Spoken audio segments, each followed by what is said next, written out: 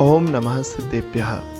श्री मंडलाचार्य धर्मचंद्र विरचित श्री गौतम स्वामी चरित्र। चौथा अधिकार। इसी भरत क्षेत्र में विदेह नामक शुभ देश है। वह अनेक नगरों से संयुक्त है। उसमें कुंडलपुर नाम का नगर है। वह नगर उत्तुंग प्राकारों से युक्त, धार्मिक लोगों से संयुक्त, मणि स्वर्ण आदि धन से युक्त है, जैसे वह दूसरा स्वर्ग ही हो। वहाँ राजा सिद्धार्थ राज्य करते थे, वो जो संपूर्ण सिद्धियों के दायक थे। राजाओं का समूह उनके पद कमलों को पूजा करता था। वह राजा काम शत्रु का विजेता, दाता, भोक्ता, न्याय का ज्ञाता, संपूर्ण गुणों का स्वामी और कुबेर के समान धन का स्वामी था। उनकी महारानी का नाम त्रिशला था। वह रूप की खान थी। वह चंद्रमा के समान मुख वाली, हिरण के समान आंखों वाली, सुंदर हाथों वाली और लाल होठों वाली थी। उसकी जंघाएं केले के समान थी, नाभि गहरी थी, पेट कृश था, स्तन उन्नत थे और कठोर थे। भौहें धनुष के समान थी, केश सुंदर थे और नाक तोते के समान सुंदर थी। अपने कीर्ति चंद्र के द्वारा दिशाओं को श्वेत करने वाला वह भूपति महारानी के साथ सुख भोगते हुए समय व्यतीत कर रहा था। 1 वर्ष और 1 पाद यानी 15 माह तक, अर्थात जिनेंद्र की भक्ति उत्पत्ति तक इंद्र की आज्ञा से देवलोक राजा के घर पर प्रतिदिन रत्न वर्षा करते थे। इंद्र की आज्ञा से ही वस्त्र और आभरण को धारण करने वाली 8 दिक्कन्याएं माता की सेवा करती थी। एक दिन रात्रि के पश्चिम प्रहर में कोमल शैया पर सोई हुई महारानी ने पुत्रोत्पत्ति को बताने वाले ये 16 स्वप्न देखे। ऐरावत हाथी, बैल, गरजता हुआ सिंह, शुभ लक्ष्मी, घूमते हुए भ्रमरों से युक्त 2 मालाएं, पूर्ण चंद्र, उदित होता सूर्य, सरोवर में क्रीड़ा करते हुए 2 मत्स्य, स्वर्णमयी कलश, निर्मल सरोवर, तरंगों से युक्त सागर, मनोहर सिंहासन, आकाश में देव विमान, सुंदर नाग भवन, दैदीप्यमान रत्न राशि और धूम रहित अग्नि। प्रभात के होते ही बजते हुए अद्भुत बाजों के साथ वह उठी। वह पूर्ण श्रृंगार करके पति के साथ सिंहासन पर विराजमान हुई। उन्होंने प्रसन्न मन से महाराज को अपने स्वप्न बताए। तब राजा ने उन स्वप्नों का क्रम से फल बताना प्रारंभ किया। हाथी के देखने से तुम्हारा पुत्र त्रिभुवनपति होगा, बैल के देखने से वह पुत्र धर्म करता और सिंह के देखने से वह सिंह के समान पराक्रमी होगा। लक्ष्मी के देखने से वह मेरु पर्वत पर देवों के समान अभिषिक्त होगा। मालाओं के देखने से यशस्वी, चंद्र को देखने से मोहभेदी और सूर्य को देखने से भव्य बोधक होगा। मत्स्य युगल को देखने से सुखी, 2 कलशों को देखने से सत लक्षणों से युक्त, सरोवर को देखने से लोगों की तृष्णा का हरण करने वाला होगा। समुद्र को देखने से केवल ज्ञानी, सिंहासन को देखने से मोक्षगामी, देवों का विमान देखने से स्वर्ग से आकर ही अवतार लेगा। फणींद्र का भवन देखने से वह तीर्थंकर होगा। रत्न राशि को देखने से वह गुणों का धारक होगा और अग्नि को देखने से वह कर्मों का क्षय करेगा।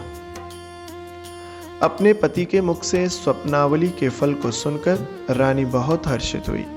जिनावतार की सूचना पाकर वह अपने जीवन को धन्य समझने लगी। स्वप्न के दिन ही, अर्थात आषाढ़ शुक्ल षष्ठी के दिन, पुष्पोत्तर विमान से चढ़कर इंद्र के जीव ने त्रिशला के मुख में प्रवेश किया। उसी समय इंद्रादिकों के सिंहासन कंपित हुए। इस बात को अवधि ज्ञान से जानकर उन देवों ने आकर वस्त्राभूषणों से माता की पूजा की और वे सब अपने स्थान पर चले गए। चैत्र शुक्ला त्रयोदशी के दिन रानी ने जिनेंद्र देव को जन्म दिया। उस समय सारे ग्रह उच्चस्त थे और लग्न शुभ था। उस समय समस्त दिशाएं निर्मल हो गईं, सुगंधित वायु बहने लगी, पुष्प वर्षा होने लगी और देव दुंदुभी बजने लगी। तीर्थंकर नामक पुण्य प्रकृति के प्रभाव से भगवान का जन्म होते ही इंद्रों के आसन कंपित हुए। अवधि ज्ञान रूपी नेत्रों से जिनेंद्र देव के जन्म को जानकर इंद्र और चतुर्विद देव कुंडपुर में बाजे गाजों के साथ आए। राजभवन में आकर इंद्रादिकों ने माता के सामने विराजमान जिनेंद्र देव को देखा और उनको भक्ति पूर्वक नमस्कार किया। शची ने मायामयी बालक को माता को सामने रखकर और जिनेंद्र को लेकर अभिषेक के लिए हर्षपूर्वक इंद्र को सौंप दिया। इंद्र ने भी प्रभु को ऐरावत हाथी के कंधे पर विराजमान किया। वह जिनेंद्र प्रभु को आकाश मार्ग के द्वारा चैत्यालयों से सुशोभित मेरु पर्वत पर ले गया। उस समय देव बाजे बजाने लगे, किन्नर गीत गाने लगे और देवांगनाएं भृंगार, दर्पण, ताल आदि के उद्धारण करने लगी। मेरु पर्वतस्थ पांडुक वन में पांडुक शिला के पास सब पहुंच गए। वह शिला 100 योजन लंबी, 50 योजन चौड़ी और 8 योजन ऊंची है। उसके सिंहासन पर देवों ने बालक को विराजमान किया। फिर नम्रीभूत हुए देवगण अभिषेक करने का उत्सव करने लगे। रत्नों और स्वर्ण के 1008 कलशों से क्षीरोदधि का जल लाकर इंद्रादिक देव जिनेंद्र देव का अभिषेक करने लगे। इस अभिषेक से मेरु पर्वत भी कंपायमान हो गया, परंतु बालक निष्कंप ही रहा। इससे इंद्रादिकों को जिनेंद्र का सहज बल ज्ञात हुआ। तदनंतर देवों ने जन्मदाह का विनाश करने के लिए स्वर्ग और अपवर्ग को देने वाली अष्ट द्रव्यों से जिनेंद्र देव की पूजा की। जिनेंद्र की पूजा सूर्य प्रकाश के समान धर्म रूपी प्रकाश को फैलाने वाली, पाप रूपी अंधकार को नाश करने वाली और भव्यों के मन रूपी कमल को विकसित करने वाली है। देवेंद्रों ने उस बालक का नाम वीर रखा। उस समय सारे इंद्र अनेक देव और अप्सराओं के साथ नृत्य कर रहे थे। 3 ज्ञान से विभूषित भगवान को बालकों के योग्य वस्त्राभूषणों से विभूषित करके देवों ने इष्ट सिद्धि के लिए भगवान की स्तुति की।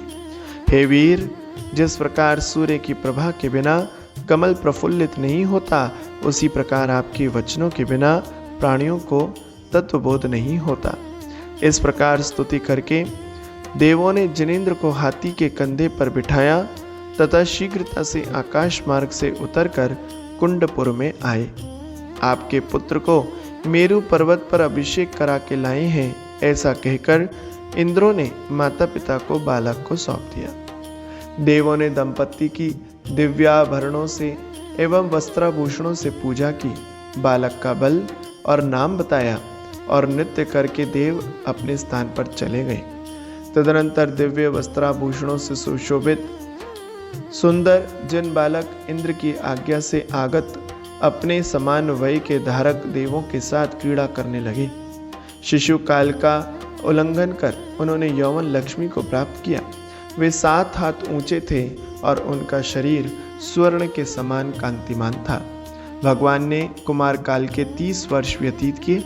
उनका शरीर निःस्वेदता आदि सहज 10 जन्मातिशयों से युक्त था।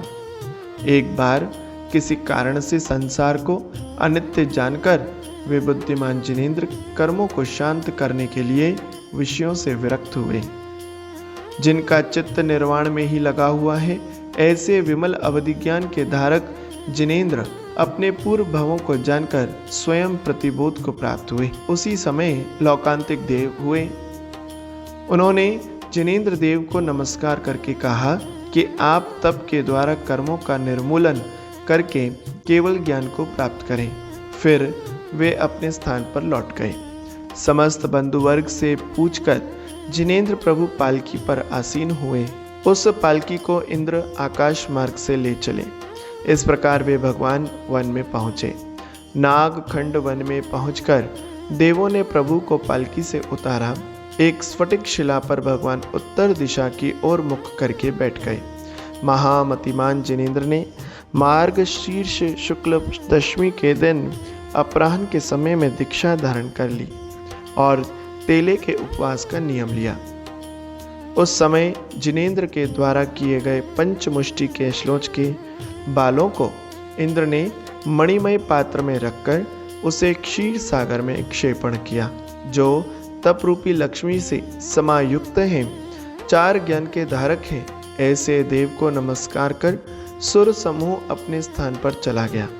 बुद्धिमान भगवान ने पारणा के दिन मध्याह्न के समय कूल नामक ग्राम में कुल्य नामक राजा के घर में प्रवेश किया। राजा ने नवदा भक्ति पूर्वक जिनेंद्र को आहार दिया। आहार लेकर तथा अक्षय दान देकर जिनराज उस घर से वन को चले गए। तब दान के फल से ही देवों ने राजा के घर पंचाश्चर्य की वर्षा की। सो ठीक ही है, क्योंकि पात्रदान धर्मात्माओं को लक्ष्मी का कारण होता है। एक दिन अतिमुक्तक नामक शमशान में भगवान रात्रि में प्रतिमा योग धारण किए हुए थे। उस समय भवरुद्र ने उन पर उपसर्ग किया, परंतु वह प्रभु को जीत नहीं पाया। तब नमस्कार कर तथा प्रभु का नाम महावीर रखकर वह अपने घर चला गया। इस प्रकार प्रभु की दीक्षा को 12 वर्ष पूर्ण हुए। ऋजुकुल नामक नदी के किनारे जृंभक नामक गांव में भगवान तेला का नियम लेकर संयम काल के समय शाल वृक्ष के नीचे शिला पर विराजमान हो गए। वैशाख शुक्ला दशमी के दिन ध्यान रूपी अग्नि के द्वारा घातिया कर्मों को जलाकर प्रभु ने केवल ज्ञान को प्राप्त किया। वे अच्छा आदि 10 गुणों से युक्त हुए। चतुर्निकाय देवों ने लोकालोक को प्रकाशित करने वाले जिनेंद्र देव को भक्ति से नमस्कार किया। इंद्र की आज्ञा से कुबेर ने हर्षपूर्वक 4 कोस विस्तार वाले अत्यंत सुंदर समवसरण की रचना की। उसमें मानस्तंभ, ध्वजदंड, घंटा, तोरण, सजल खातिका आदि की रचना की गई थी। वह समवसरण कुसुम वाटिका, उत्तुंग, धूलि, प्राकार, नृत्यशाला और उपवन आदि से सुशोभित हो रहा था। वह समवसरण वेदिका, अंतर्ध्वजा, स्वर्णशाला और सब प्रकार के कल्प वृक्षों से सुशोभित था तथा वह हर्षदायक भी था।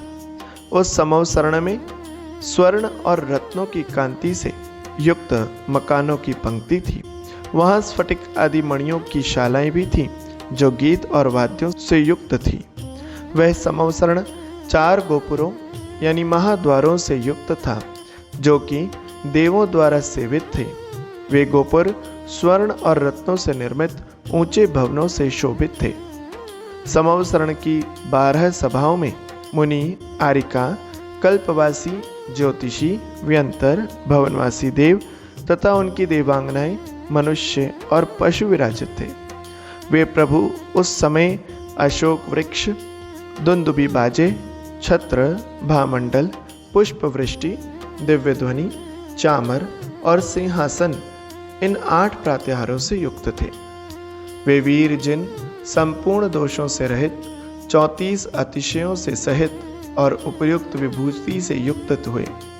वे श्री वीरनाथ सिंहासन पर आरूढ़ होकर एक प्रहर व्यतीत हो गया, परंतु उनकी दिव्य ध्वनि निसृत नहीं हुई।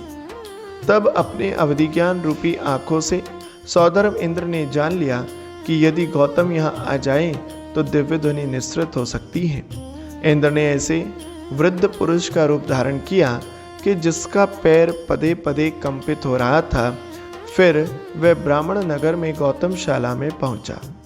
उस समय बोलते हुए उसके पूरे शब्द नहीं निकल रहे थे। हाथों में लाठी थी तथा मुंह में दांत नहीं थे। अहो विप्र, इस पाठशाला में संपूर्ण शास्त्रों का ज्ञाता और संपूर्ण प्रश्नों का उत्तर प्रदाता कौन है? इस संसार में ऐसा मनुष्य अत्यंत दुर्लभ है जो मेरे काव्य को विचार कर और उसके अर्थ को स्पष्ट करके मेरी आत्मा को संतुष्ट कर सके। इस काव्य का अर्थ समझने से मेरे जीवन का लक्ष्य पूर्ण हो जाएगा। आप धर्मात्मा हैं, अतः आपको श्लोकार्थ बता देना चाहिए। इस धरातल पर केवल अपना पेट भरने वाले मनुष्य बहुत हैं, परंतु परोपकार करने वाले मनुष्य विरले ही हैं। मेरे गुरु इस समय धर्म कार्य में रत हैं, ध्यान में लीन हैं और मोक्ष की साधना कर रहे हैं। वे स्वपर कार्य में तत्पर हैं, अतः वे कुछ बोल नहीं रहे हैं। यही कारण है कि मैं काव्य का अर्थ समझने के लिए आपके पास आया हूँ। अतः मेरे उपकार के लिए आप काव्य का यथार्थ अर्थ मुझे बताइए। वृद्ध के ऐसे वचन सुनकर 500 शिष्य और भाइयों के द्वारा प्रेरित हुआ गौतम शुभ वचन कहने लगा। हे वृद्ध, क्या तुम यही नहीं जानते कि इस पृथ्वी पर संपूर्ण शास्त्र का पारंगत और शिष्यों का प्रतिपालक मैं हूँ? अहो, मैं तुम्हारे काव्य का अर्थ निश्चित ही बताऊंगा। हे अहंकारिन, यदि मैंने अर्थ बता दिया तो तुम मुझे क्या दोगे? वृद्ध ने कहा, हे विप्र, यदि आप मुझे काव्य का अर्थ बता देंगे तो मैं सब लोगों के समक्ष आपका शिष्य हो जाऊंगा, और यदि आप मेरे काव्य का अर्थ न बता पाए तो आप आपके अभिमानी भाइयों और शिष्यों के साथ मेरे गुरु के शिष्य हो जाओगे। वृद्ध की बात सुनकर गौतम ने कहा, हाँ ठीक है, बदलना मत। सत्य बात को सूचित करने वाले ये लोग इस बात के साक्षी हैं। वृद्ध और गौतम ये दोनों प्रतिज्ञाबद्ध हुए। कार्य का अभिमान किसे विकृत नहीं करता, अर्थात सबको विकृत करता है। अथानंतर इंद्र ने गौतम का मान भंग करने के लिए आगम के अर्थ को सूचित करने वाला बहुत बड़े अर्थ से भरा हुआ काव्य पढ़ा।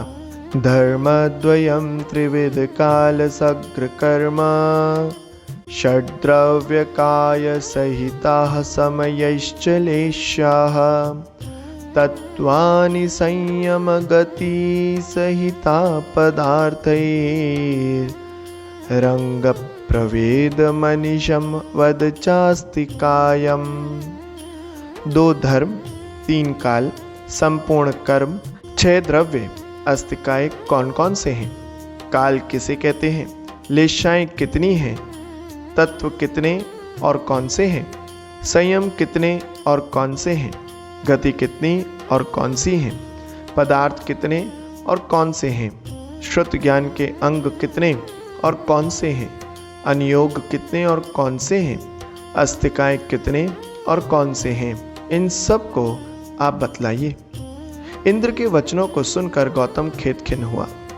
वह चित्त में विचार करने लगा कि मैं काव्य का क्या अर्थ बताऊं? इससे क्या, मैं तो इसके गुरु से विवाद करूंगा।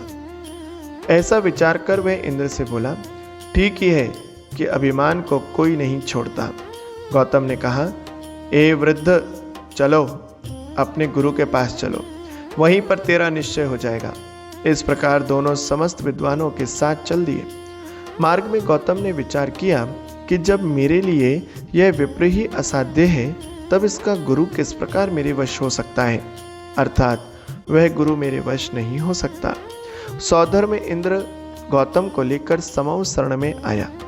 उसे अत्यंत हर्ष हुआ। कार्य की सिद्धि होने पर कौन संतुष्ट नहीं होता, अर्थात सभी संतुष्ट होते हैं। निज शोभा से जिसने त्रिभुवन को विस्मित कर दिया है, ऐसे मानस्तम को देखकर गौतम के संपूर्ण मान छोड़ दिया। वह मन में विचार करने लगा कि जिस गुरु की संपूर्ण पृथ्वी पर विस्मय उत्पन्न करने वाली विभूति हो, वह किसके द्वारा जीता जा सकता है? किसी के द्वारा भी नहीं जीता जा सकता। तदनंतर वीर के दर्शन करके वह शुभ स्तुति करने लगा। हे प्रभु, आप काम सुभट के विजेता और भव्य जीव प्रबोधक हैं। हे प्रभु, आप मुनीन्द्र गणों में पूज्य हैं, 3 लोक के तारक हैं, कर्म शत्रु को ध्वंस करने में दक्ष और त्रिभुवनेंद्रों से सेवित हैं। इस प्रकार स्तुति करके उसने वीर जनेंद्र को प्रणाम किया। फिर मुक्ति रूपी प्रिया की इच्छा करने वाला गौतम विषयों से विरक्त हुआ। इसके बाद ब्राह्मण कुल में उत्पन्न हुए 500 शिष्यों के साथ और अपने दोनों भाइयों के साथ गौतम ने जैनेश्वरी दीक्षा ली।